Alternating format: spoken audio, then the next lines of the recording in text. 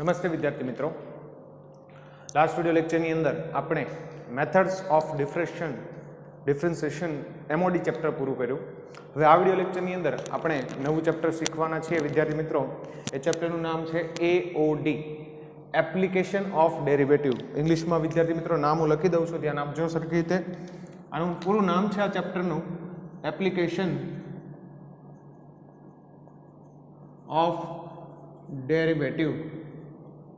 Okay, આ જે chapter છે એ ચેપ્ટર ડિફરન્સિએશનની અંદર જેટલા આપણે ચેપ્ટર શીખ્યા એમઓડી, એલસીડી, બરાબર, એઓડી જે ચેપ્ટર છે એ સૌથી ઇમ્પોર્ટન્ટ ચેપ્ટર છે. પૂરું કેલ્ક્યુલસ પાર્ટની અંદર, કલનશાસ્ત્રની અંદર વિકલન અને સંકલન બંને આવશે. એમાંનું સૌથી ઇમ્પોર્ટન્ટ ચેપ્ટર કહી શકાય એ છે એપ્લિકેશન ઓફ ડેરિવેટિવ. ગુજરાતીમાં એને કહેવાય વિકલિતના ઉપયોગો. ગુજરાતીમાં એને શું કહી શકાય? વિકલિતના ઉપયોગ. બરાબર છે.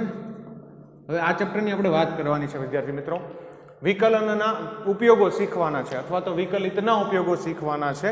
તો વન બાય વન એક ઉપયોગ જોતા જઈશું અને એના દાખલા ગણતા જઈશું.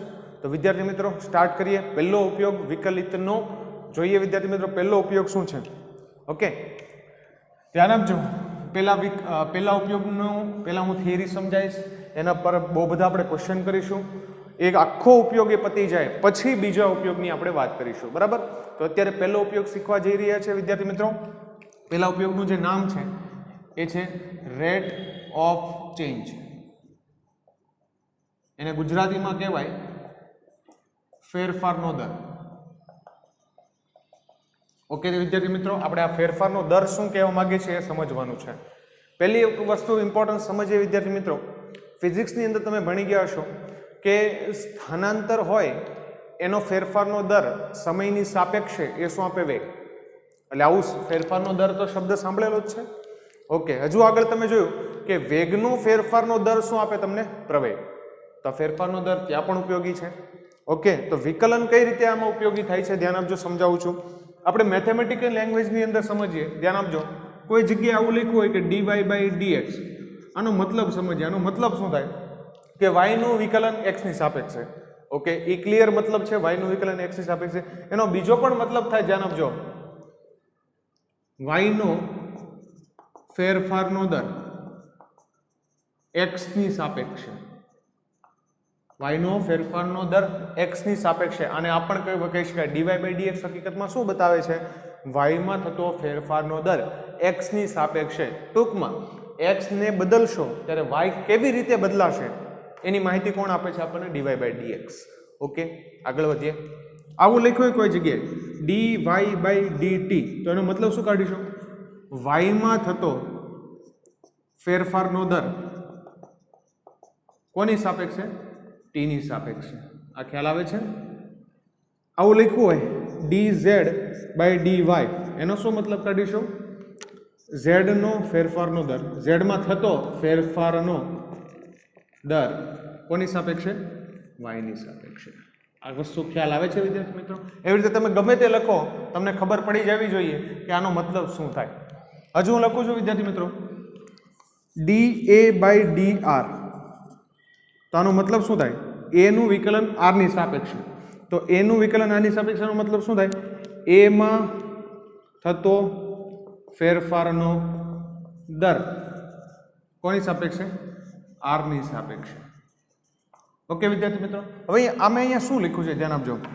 હું વર્તુળની વાત કરું, માની લો તો વર્તુળનું ક્ષેત્રફળ શું થાય? કેપિટલ A બરાબર પાઈ r સ્ક્વેર થાય. હા કે ના?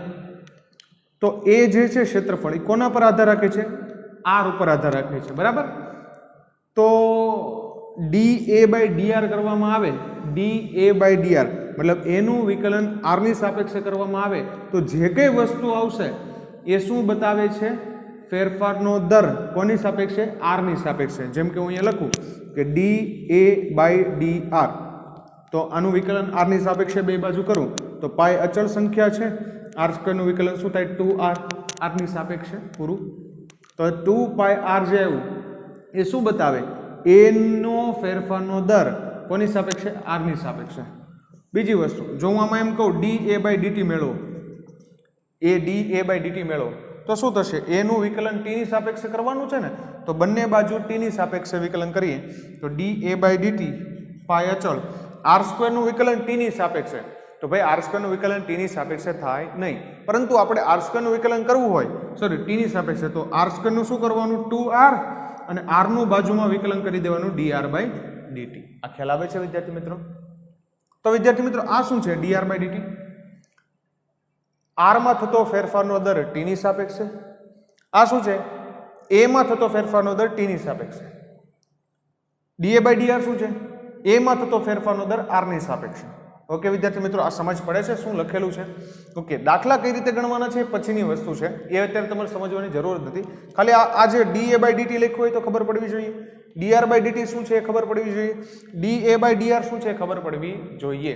તમને હું એમ કહું, માની લો, સાંભળો કે v નું, v એટલે કદ, બરાબર, માની લો કોઈ કદ લખેલું છે, કદ v નું r ની સાપેક્ષે બદલાવાનો દર બોલો, અથવા ફેરફારનો દર બોલો, તો શું લખાય બોલો વિદ્યાર્થી મિત્રો? v કદનું, v જે છે કદ છે એનું r ની સાપેક્ષે બદલાવાનો દર, તો શું લખવાનું હોય? dv/dr લખવાનું હોય. હું એમ કહું કદ જે છે v એનું t ની સાપેક્ષે, મતલબ સમયની સાપેક્ષે, t એટલે શું છે? સમય, એની સાપેક્ષે ફેરફારનો દર, તો શું લખવાનું? dv/dt. આ ખ્યાલ આવે છે વિદ્યાર્થી મિત્રો? સમજાય છે સરખું?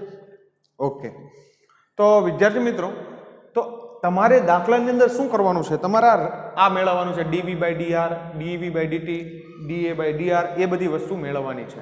ઓકે વિદ્યાર્થી મિત્રો, કઈ રીતે મેળવવાની એ બધી વસ્તુની વાત હમણાં કરીશું, પરંતુ તમને ખાલી એટલા બોર્ડમાં જે લખેલું છે એના પરથી એક વસ્તુની સમજ પડવી જોઈએ કે તમને જે માગ્યું છે એને તમને ગાણિતિક સ્વરૂપમાં લખતા આવડવું જોઈએ. બસ એટલામાં ખાલી તમારે શું શીખવાનું છે કે તમને જે પૂછેલું હોય એ તમને ગાણિતિક સ્વરૂપે લખતા આવડવું જોઈએ. જેમ કે હું એમ કહું કે મને L નું ફેરફારનો દર t ની સાપેક્ષે આપો, L નો ફેરફારનો દર કોની સાપેક્ષે જોઈએ છે? t ની સાપેક્ષે.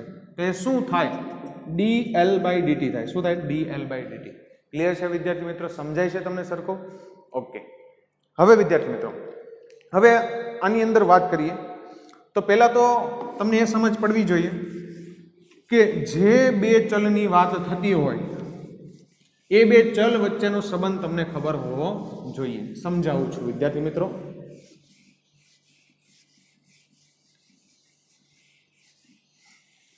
ઓકે,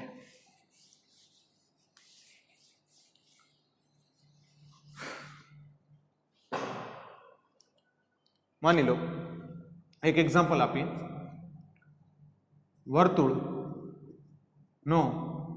વર્તુળના ક્ષેત્રફળનો ત્રિજ્યાની સાપેક્ષે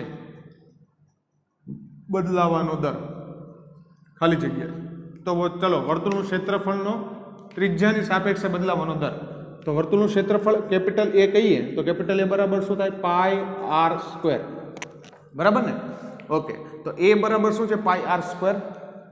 તો A નું r ની સાપેક્ષે વિકલન કરીએ. કોની સાપેક્ષે જોઈએ છે? r ની સાપેક્ષે. તો r ની સાપેક્ષે બંને બાજુ વિકલન કરતા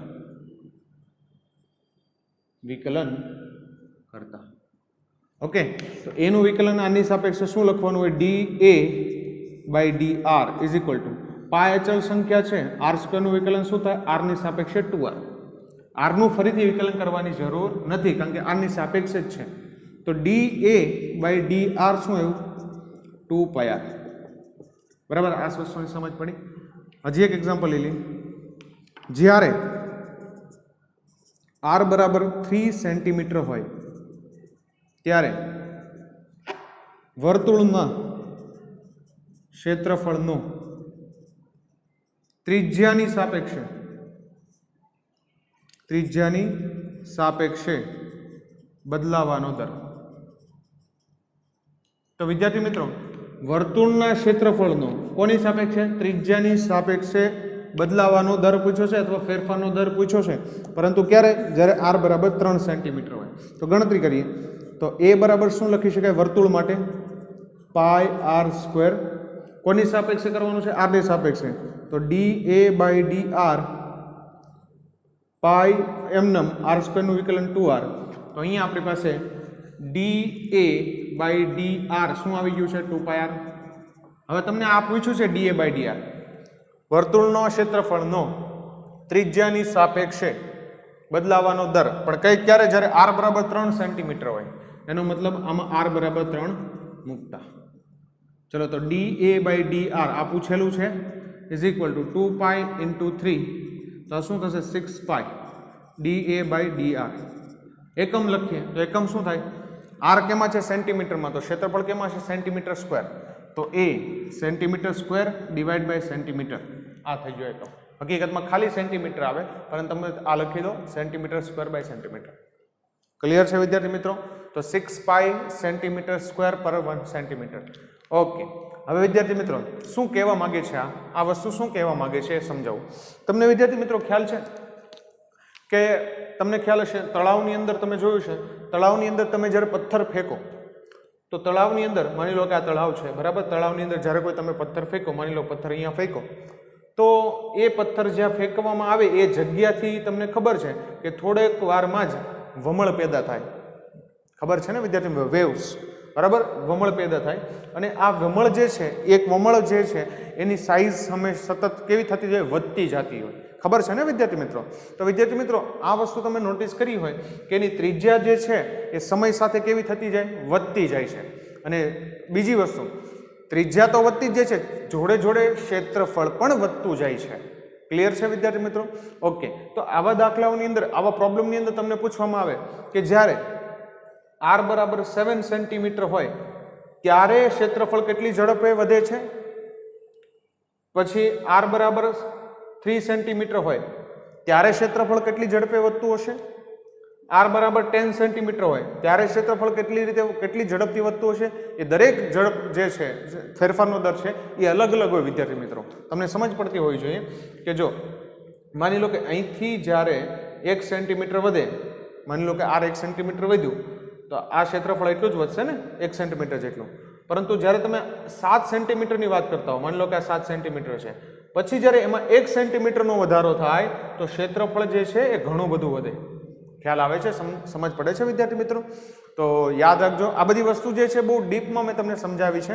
દાખલાની અંદર આનો કોઈ ઉપયોગ નથી. તમને ખાલી એટલું જ કહેવાનું છે કે તમારે ક્યાં કઈ જગ્યાએ ફેરફારનો દર મેળવવાનો છે, બસ. બીજું કોઈ વસ્તુ નવી નથી. ઓકે, ક્લિયર છે વિદ્યાર્થી મિત્રો? ઓકે, તમને ખબર પડવી જોઈએ કે અલગ અલગ કન્ડિશન આપેલી હશે, અલગ અલગ કન્ડિશન માટે તમારે ફેરફારનો દર મેળવવાનો છે. ઓકે, બીજી થોડીક આ તો વસ્તુ મેં તમને ઉદાહરણ, આવા દાખલા તો છે જ, દાખલા જે શરૂ થયા નથી, હજી આપણે થિયરી સમજીએ છીએ. ધ્યાન આપજો, દાખલા બહુ સિમ્પલ છે, આના દાખલા તો સમજાઈ જશે. ચલો આગળ થોડીક થિયરીની આમાં વાત કરી દઈએ.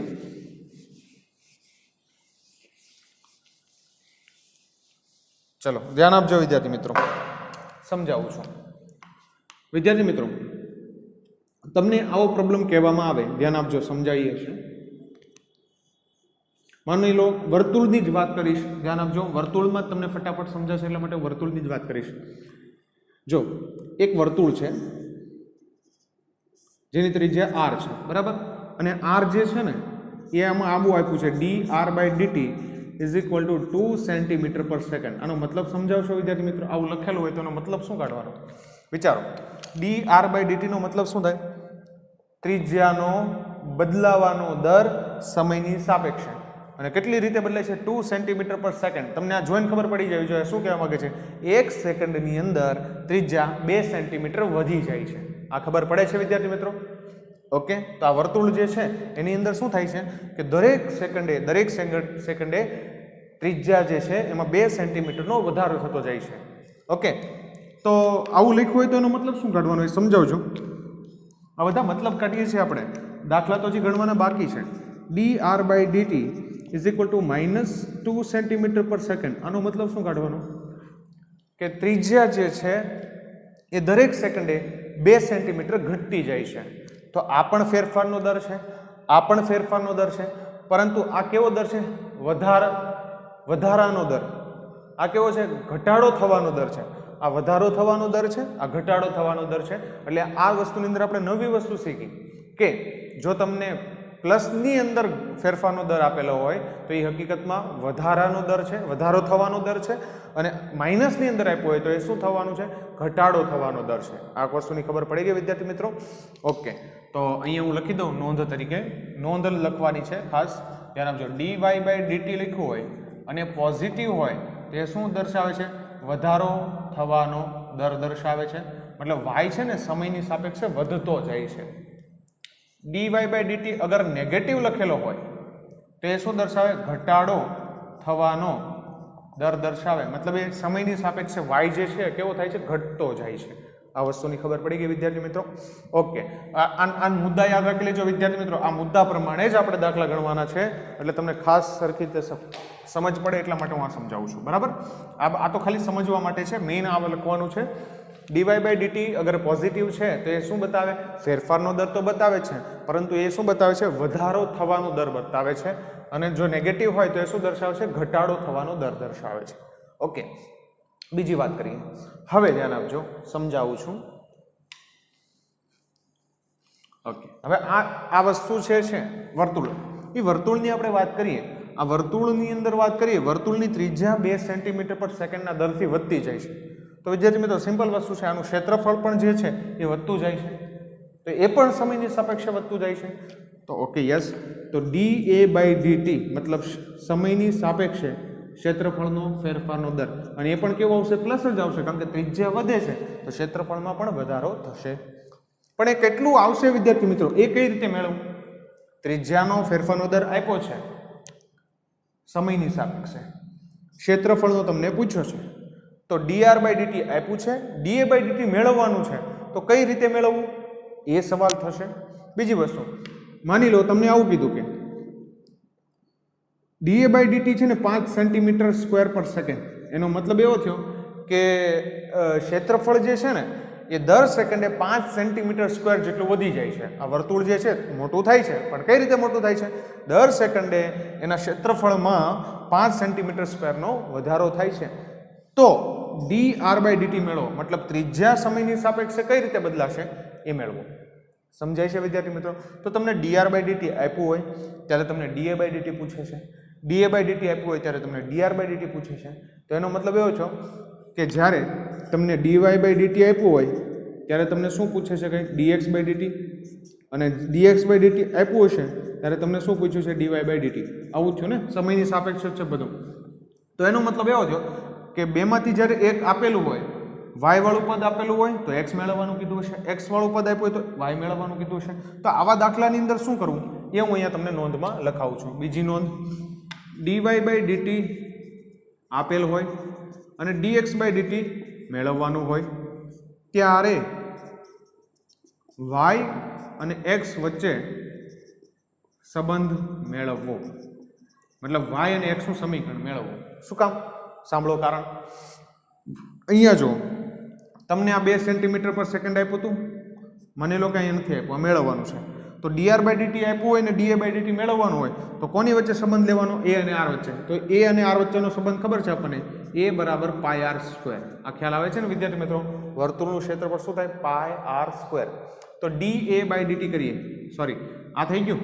હવે તમારે કોની વાત કરવાની છે? dr બાય dt અને dA બાય dt. મતલબ કે બંને બાજુ t ની સાપેક્ષે વિકલન કરી નાખીએ, કારણ કે ફેરફારનો દર કોની સાપેક્ષે વાત કરેલી છે દાખલાની અંદર? t ની સાપેક્ષે. તો અહીંયા શું થશે? dA by dt is equal to pi અચળ r સ્ક્વેર નું વિકલન 2r ઇન્ટુ r નું પાછું વિકલન કરવું પડશે, કારણ કે t ની સાપેક્ષે છે. તો અહીંયા શું આવશે? dr by dt.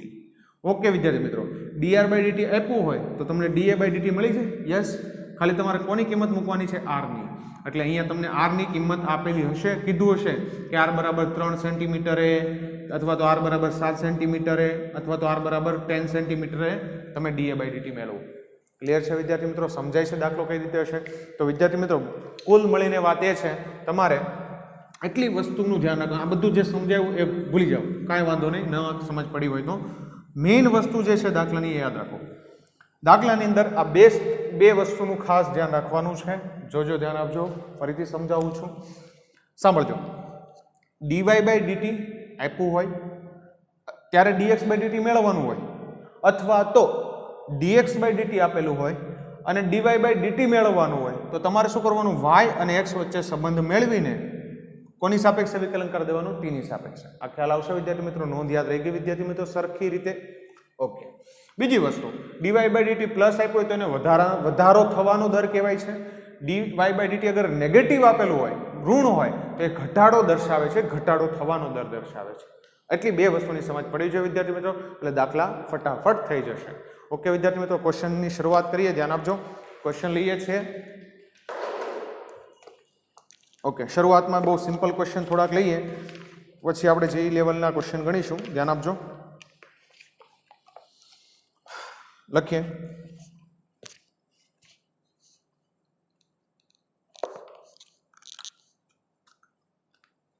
ઓકે, ચલો પહેલો સવાલ છે, ગોલકના ઘનફળનો ત્રિજ્યાની સાપેક્ષે બદલાવાનો દર મેળવો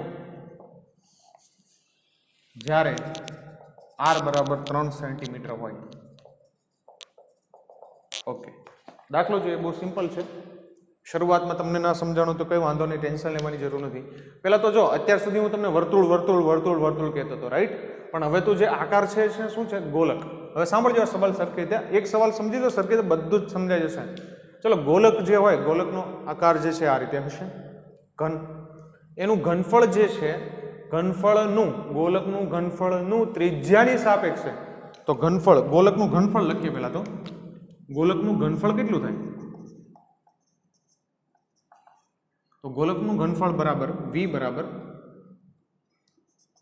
4/3 પાઈ આર ક્યુબ. આ ખ્યાલ છે ને વિદ્યાર્થી મિત્રો? ગોલકનું ઘનફળ કેટલું થાય? 4/3 પાઈ આર ક્યુબ. આ ગોલકનું ઘનફળ છે જે તમને યાદ હોવું જોઈએ, બરાબર? એનું ત્રિજ્યાની સાપેક્ષે બદલાવાનો દર. તો પહેલા તો આ ખબર પડી જોઈએ, ગોલકનું ઘનફળ જ, ઘનફળને કોના વડે દર્શાવે? v વડે. ત્રિજ્યાને કોના વડે દર્શાવે? r વડે. તો ઘનફળનું ત્રિજ્યાની સાપેક્ષે બદલાવાનો દર, એટલે તમને શું પૂછ્યું છે? dv by dr. એટલી તો ખબર પડે ને વિદ્યાર્થી મિત્રો? dv by dt નથી પૂછ્યું, dv by dr પૂછ્યું છે. તો આમાં v આપ્યું છે, dv by dr મેળવવું હોય તો શું કરવું જોઈએ? વિકલન પ્રમાણે વિકલન કરી દો. કોની સાપેક્ષે? r ની સાપેક્ષે. તો dv by dr is equal to 4/3 અચળ પાઈ અચળ. r ક્યુબ નું વિકલન r ની સાપેક્ષે શું આવશે? 3r². તો અહીંયા આવશે 3r², 3 3 કેન્સલ. તો dv by dr શું આવશે વિદ્યાર્થી મિત્રો? 4πr², બરાબર? પરંતુ આ ક્ષેત્રફળ જે બદલાય છે, બદલાવાનો દર છે, એ તમારે કઈ જગ્યાએ મેળવવાનો છે? જ્યારે ત્રિજ્યા કેટલી હોય? 3 સેન્ટીમીટર. મતલબ આમાં r ની કિંમત શું મૂકવાની છે? 3 સેન્ટીમીટર. તો dv by dr is equal to શું થશે? 4 into pi into 3². તો dv by dr is equal to 9 ચોક 36, તો 36 પાઈ. આ રાઈટ છે.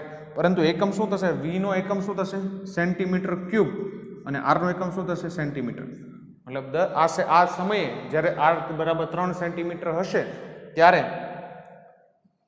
ઘનફળ જે છે એ 36 પાઈ સેન્ટીમીટર ક્યુબના દરેથી બદલાતું હશે. આ ખ્યાલ આવ્યો વિદ્યાર્થી મિત્રો? પર સેકન્ડ નહીં આવે, ધ્યાન રાખજો, કારણ કે બદલાવાનો દર કોની સાપેક્ષે? ત્રિજ્યાની સાપેક્ષે છે. ઓકે, અહીંયા તમે સેન્ટીમીટર ક્યુબ બાય સેન્ટીમીટર, એની જગ્યાએ તમે સેન્ટીમીટર સ્ક્વેર લખી દો તો પણ ચાલે. ઓકે, પરંતુ આ લખો, સ્ટાન્ડર્ડ છે. ઓકે વિદ્યાર્થી મિત્રો, આગળનો સવાલ લઈએ, ધ્યાન આપજો સરખી રીતે.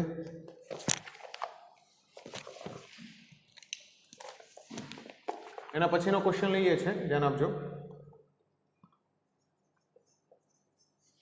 એક્ઝામ્પલ એના પછી.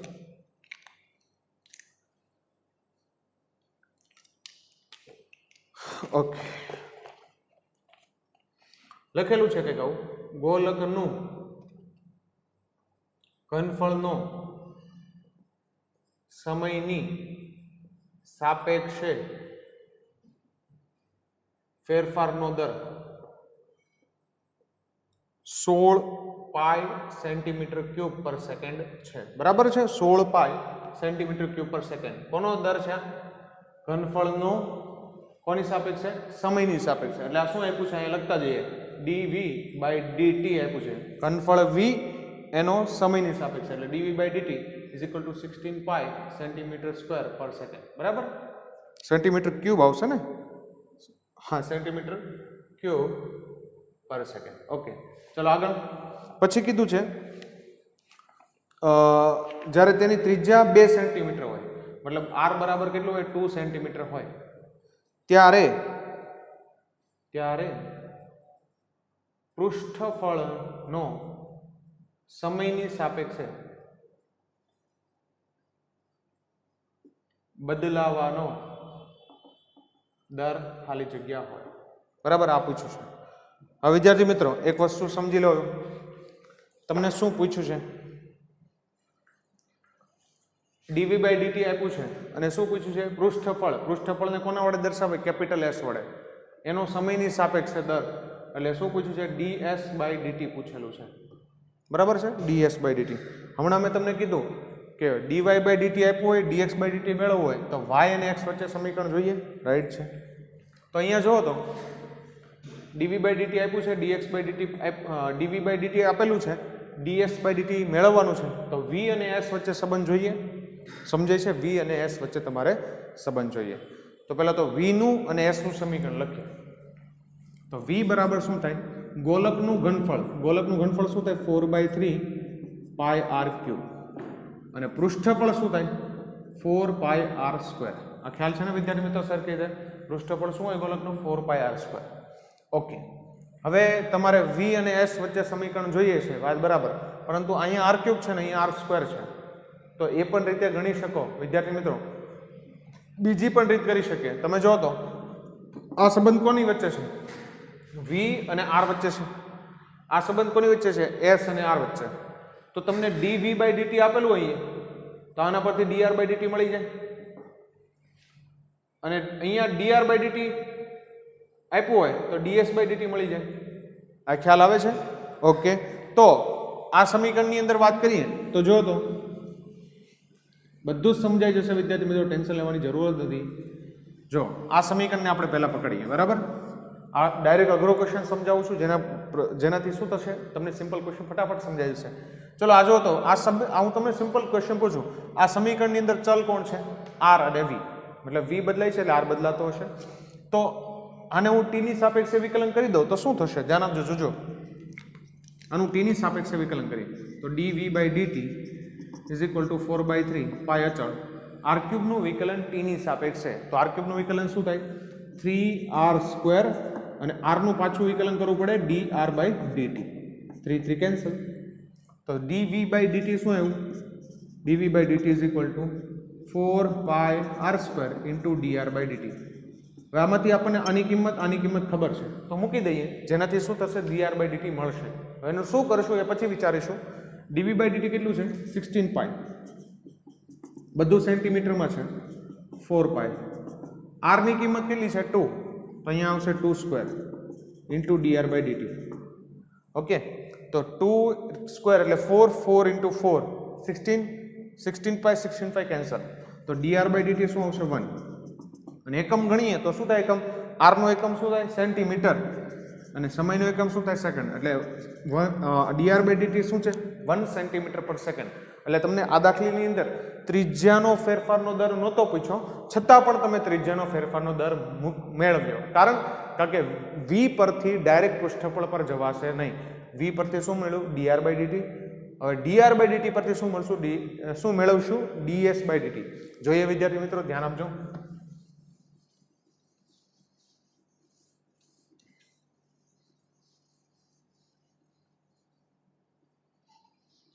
ઓકે, ચલો જોઈએ. dr બાય dt આપી દીધું છે, આનો ઉપયોગ કરી દીધો. હવે આનો ઉપયોગ કરીએ. ચલો હવે s બરાબર 4 પાઈ r સ્ક્વેર t ની સાપેક્ષે વિકલન કરીએ તો s નું શું થશે? ds બાય dt 4 પાઈ અચળ r સ્ક્વેર નું વિકલન t ની સાપેક્ષે. તો r સ્ક્વેર નું વિકલન શું થાય? 2r, અને r નું પાછું વિકલન થશે dr બાય dt. હવે તમારે આ મેળવવાનું છે. તમે કિંમત તો મૂકતા પહેલા થોડુંક સાદુરૂપ આપી દઈએ. આ થશે 8 pi r into dr by dt. હવે જ્યારે ds બાય dt ક્યારે મેળવવાનું છે? જ્યારે r બરાબર 2 સેન્ટીમીટર હોય. આર બરાબર 2 સેન્ટીમીટર ને dr બાય dt કેટલું છે 1. અહીંયા મૂકીએ 8 પાઈ ઇન્ટુ આરની કિંમત 2 dr બાય dt કિંમત 1 તો કેટલું થશે 16 પાઈ. એકમ ગણીએ તો પૃષ્ઠફળનો એકમ શું હોય સેન્ટીમીટર સ્ક્વેર. આ વસ્તુની સમજ પડવી જોઈએ વિદ્યાર્થી મિત્રો. સેન્ટીમીટર સ્ક્વેર પર ટી નો એકમ શું હોય સેકન્ડ. ક્લિયર છે વિદ્યાર્થી મિત્રો, સમજાય છે? તો આ થઈ ગયો આપણો બીજો ક્વેશ્ચન. ક્લિયર? તો હવે આને રફ કરી દઈએ અને આગળ ક્વેશ્ચન. આ સિમ્પલ ક્વેશ્ચન નહોતો બરાબર. મેં શું કીધું છે વી અને એસ માં સમીકરણ જોતું હતું પરંતુ વી અને એસ માં ડાયરેક્ટ સમીકરણ ન મેળવી શક્યા ને તો વી અને આર માં હતું ને તો ડીવી બાય ડીટી પરથી ડીઆર બાય ડીટી મેળવું અને ડીઆર બાય ડીટી પરથી શું મેળવું ડીએસ બાય ડીટી. આ ખ્યાલ આવ્યો? તો આગળ ક્વેશ્ચન ગણીએ વિદ્યાર્થી મિત્રો, ધ્યાન આપજો સરખી રીતે.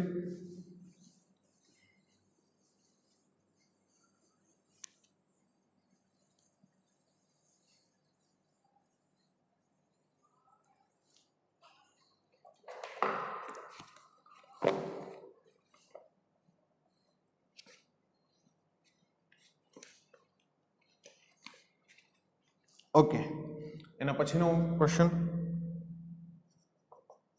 ગોળાકાર બલૂન. ગોળાકાર બલૂન બરાબર નું ઘનફળ 880 સેન્ટીમીટર ક્યુબ પર સેકન્ડના દરથી વધે છે. ઓકે, વધે છે એટલે આ પ્લસ છે જ. ઓકે, ઘટે છે તો અહીંયા શું કરવાનું હોત માઇનસ. ઓકે, જ્યારે મતલબ એક ગોળાકાર ફુગ્ગો છે એ સતત એનું કદ કેવું થાય છે વધતું જાય છે, મતલબ એની ત્રિજ્યા વધતી જશે, પૃષ્ઠફળે વધતું જશે, બધું વધતું જશે. જ્યારે વ્યાસ ગોળાકારનો વ્યાસ ગોળાકાર બલૂનનો વ્યાસ 32 સેન્ટીમીટર હોય ત્યારે ત્રિજ્યા કેટલા દરથી વધે. ત્રિજ્યા કેટલા દરથી વધે. હવે વિચારો આ દર કેમ આપ્યો છે પર સેકન્ડમાં આપેલો છે તો તમને શું પૂછ્યું છે ત્રિજ્યાનો સમયની સાપેક્ષે ફેરફારનો દર. તો ત્રિજ્યા કેટલા દરથી વધે. ઓકે, આવું પૂછેલું છે. હા સાંભળો, જે આપ્યું છે એ પહેલા લખી દઈએ. ઘનફળને કોના વડે દર્શાવીએ વી વડે, પૃષ્ઠફળને કોના વડે દર્શાવે એસ વડે, ત્રિજ્યાને કોના વડે દર્શાવે આર વડે, વ્યાસને કોના વડે દર્શાવે ડી વડે. આ બધી વસ્તુ ખબર હોવી જોઈએ, જે જનરલ વાત છે. ચલો, ગોળાકાર બલૂનની વાત કરે છે, ઘનફળ કેટલું છે એટલા દરથી વધે છે. તો ઘનફળ એટલે વી, ફેરફારનો દર કોની સાપેક્ષે લેવાનો સમય ટી ની સાપેક્ષે, કારણ કે અહીંયા શું આપ્યું છે પર સેકન્ડ એટલે અહીંયા છેદમાં શું આવશે ડીટી ઇઝ ઇક્વલ ટુ કેટલું આપ્યું છે 80 સેન્ટીમીટર ક્યુબ પર સેકન્ડ. આ ખ્યાલ આવ્યો? ઓકે, ચલો, વ્યાસ કેટલો આપેલો છે, વ્યાસ એટલે શું થાય 2r. એ કેટલું આપ્યું છે 32 સેન્ટીમીટર. વ્યાસ છે ત્રિજ્યા નથી તો આના પરથી આર નક્કી કરીએ તો આર કેટલો આવશે તો આર બરાબર આવશે 16 સેન્ટીમીટર. ક્લિયર? ચલો, ત્યારે શું પૂછ્યું છે ત્રિજ્યામાં કેટલા દરથી વધે, એટલે ત્રિજ્યા વધે છે તો ડીઆર બાય ડીટી. કેમ ટી લીધું છે અહીંયા ડીઆર બાય ડીટી કેમ લીધું, કારણ કે સમયની સાપેક્ષે જ બધું થાય છે. ડીવી બાય ડીટી આપેલું છે એટલે અહીંયા શું મેળવવાનું થશે ડીઆર બાય ડીટી. આ મેળવવાનું છે. હવે મેં તમને ક્લિયર આ સમજાવ્યું તે પ્રમાણે આ આપ્યું હોય ને આ મેળવવાનું હોય તો આ બે વચ્ચે સંબંધ જોઈએ. તો અહીંયા કોની વચ્ચે સંબંધ જોઈશે વી અને આર વચ્ચે. તો વિદ્યાર્થી મિત્રો, ગોળાકાર બલૂનનું ઘનફળ શું થાય તો એ જ વી બરાબર 4/3 પાઈ આર ક્યુબ. આ ખ્યાલ આવશે? કોની સાપેક્ષે વિકલન કરશું ટી ની સાપેક્ષે, કારણ કે અહીંયા ડીવી બાય ડીટી અને ડીઆર બાય ડીટી ની વાત કરવાની છે. તો ટી ની સાપેક્ષે વિકલન કરી દે તો DV by DT is equal to 4/3 અચળ પાઈ અચળ આર ક્યુબનું વિકલન ટીની સાપેક્ષે. તો આર ક્યુબનું વિકલન શું થશે 3r² ઇન્ટુ આરનું પાછું વિકલન કરવું પડશે, શું આવશે dr બાય dt. તો ઇઝ ઇક્વલ ટુ 3 કેન્સલ થશે, અહીંયા શું આવશે 4 પાઈ r² dr બાય dt આવું થશે અને આ આવશે dv બાય dt. ક્લિયર છે વિદ્યાર્થી મિત્રો? કઈ જગ્યાએ વાત કરવાની છે જ્યારે r કેટલું હોય 16 સેન્ટીમીટર, વ્યાસ 32 હોય, વાત બરાબર છે, પણ ત્રિજ્યાની વાત કરવાની છે ને, અહીંયા ત્રિજ્યા છે તો r બરાબર કેટલું મૂકીશું 16 સેન્ટીમીટર. તો dv by dt is equal to 4 pi એમ into 16² into dr by dt કેટલું છે આપણી પાસે મેળવવાનું છે. તો dv બાય dt તો આપ્યું હતું ને, dv બાય dt કેટલું છે 80.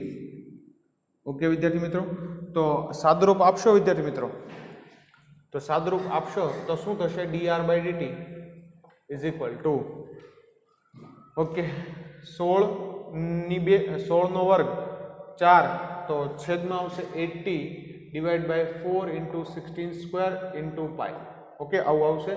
તો dr by dt is equal to શું રહેશે? આ ગણતરી કરીએ ઉપર 564, રાઈટ છે, 564 બાય પાઈ. બરાબર, પૂર્ણાંકમાં નહીં ફેરવતા, રહેવા દો.